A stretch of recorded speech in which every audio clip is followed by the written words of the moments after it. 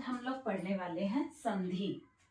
संधि का क्या अर्थ है? संधि का अर्थ होता है जोड़, मिलन या योग। किसका योग? आ रहा है क्वेश्चन। क्यों और कैसे? इन तीनों का आंसर है किसका? ध्वनियों, अक्षरों या वर्णों का जोड़ ही संधि कहलाता है। जैसे विद्या प्लस आलय, तो ये एक एक अक्षर भी है, इसे हम मुंह से बोले तो ध्वनि भी है और ये ही वर्ण भी है, तो इनका जोड़ होता है। क्यों होता है? दो शब्दों को मिला सकते हैं हम लोग। विद्या प्लस आलय एक बन गया विद्यालय, तो दो शब्दों को एक कर सकते हैं।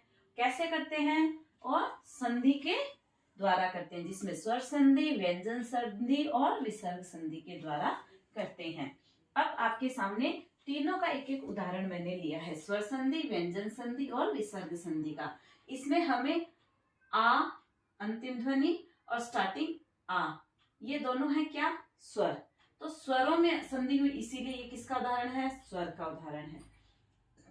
ऐसे ही दिक् प्लस गज, तो ये क्या है? व्यंजन। ये क्या है? व्यंजन। तो व्यंजन में संधि हुई तो व्यंजन संधि। ये क्या है? विसर्ग। और विसर्ग से संधि हुई तो विसर्ग संधि।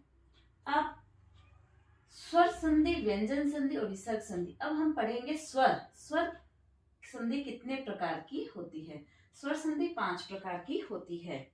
दीर्घ संधि डी, आई गुण, वी वृद्धि, वाई यण, ए अयादि। दिव्या से हम इसको याद रखेंगे।